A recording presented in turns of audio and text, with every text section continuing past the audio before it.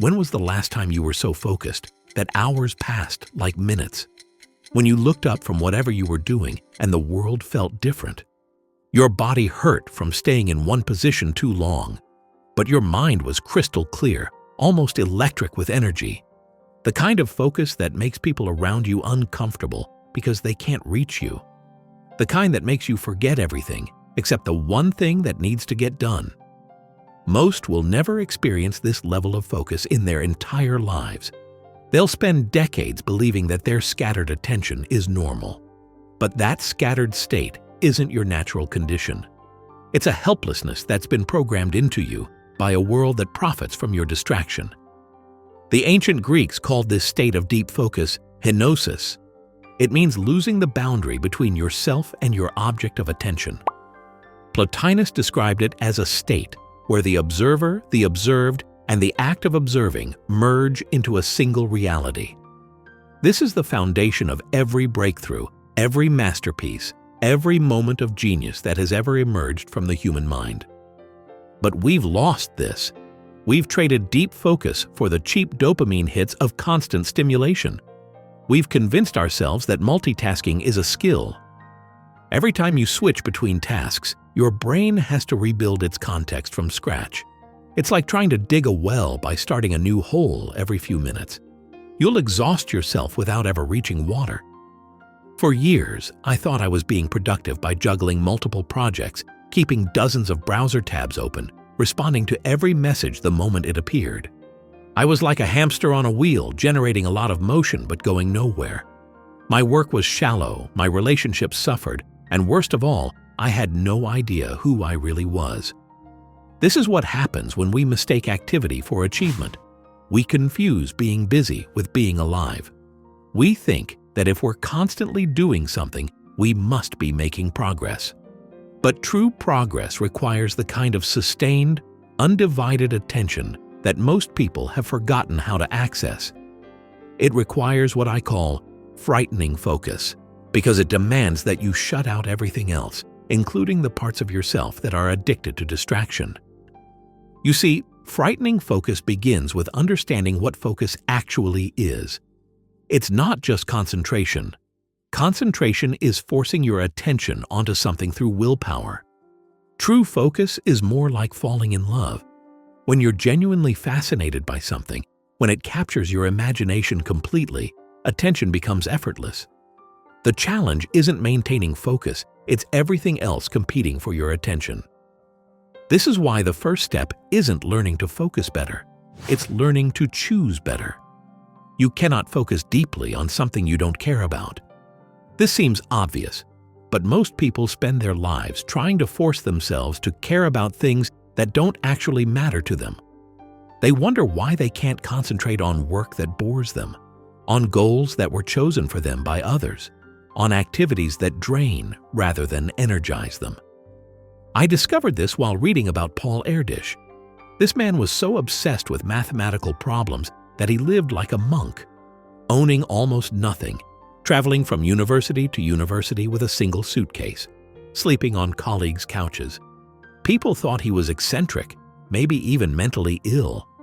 But Erdős published more mathematical papers than almost anyone in history. He didn't achieve this through discipline or time management techniques. He achieved it because mathematics was the most interesting thing in his world. You must find something that genuinely fascinates you, something that makes you curious enough to ignore everything else. Not something you think you should be interested in, not something that will look good on your resume, but something that actually captures your imagination. For some people, this comes naturally.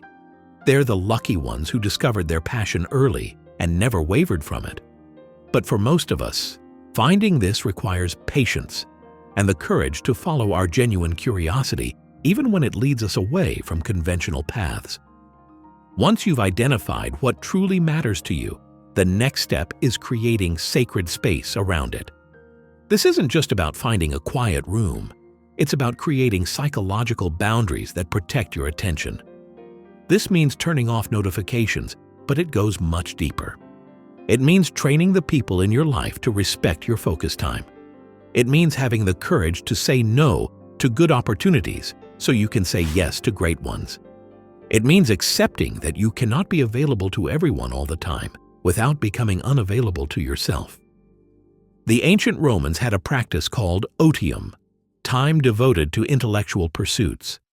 This wasn't laziness. It was essential for human development. They built their culture around protecting these periods of deep engagement. We've done the opposite.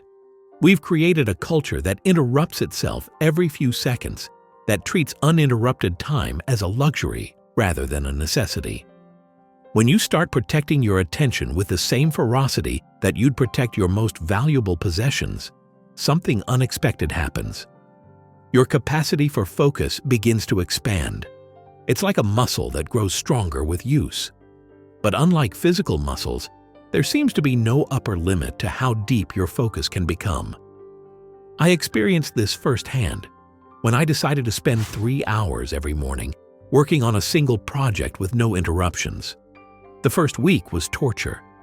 My mind rebelled constantly, generating an endless stream of seemingly urgent tasks that needed immediate attention.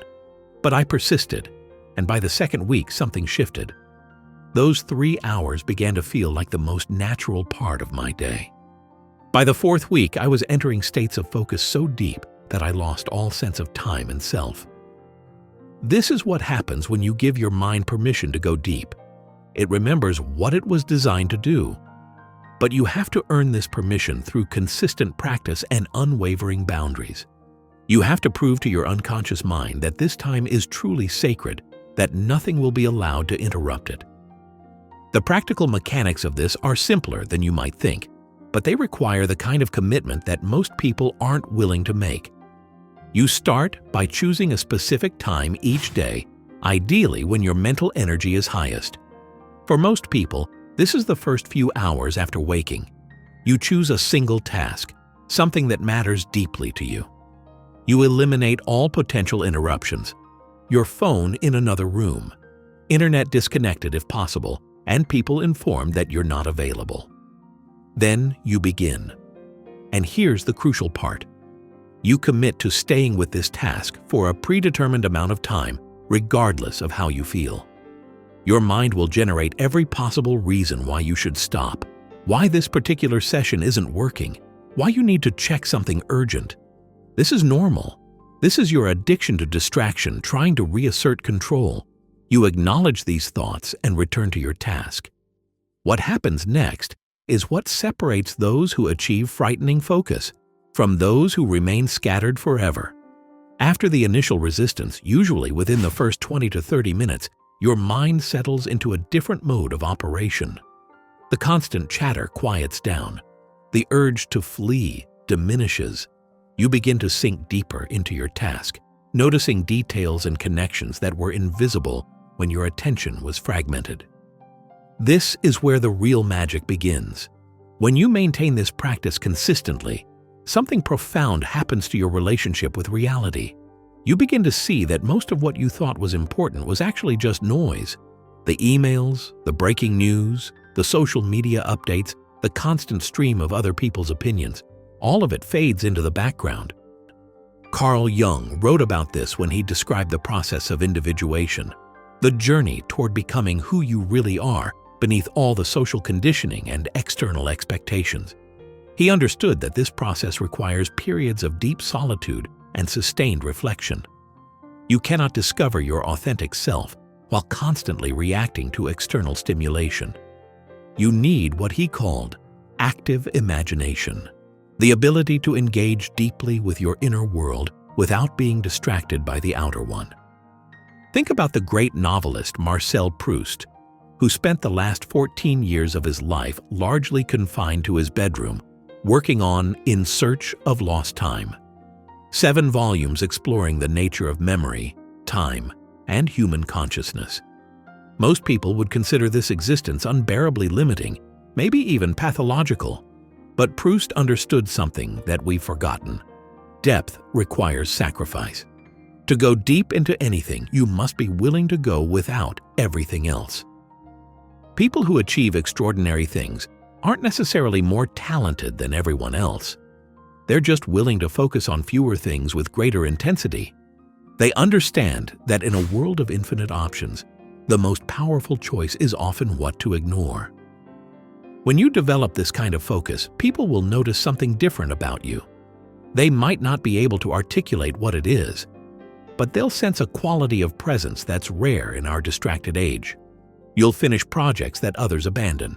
You'll understand concepts that others find too complex. You'll create things that others thought impossible. The path forward is clear. Choose something that genuinely matters to you. Protect your attention like your life depends on it, because in many ways, it does. Be willing to disappoint people who want constant access to you. Be willing to miss out on the latest trends and breaking news. If this gave you something to think about, leave a like, share it with someone who might need it, and subscribe for more content like this. Thank you for your time.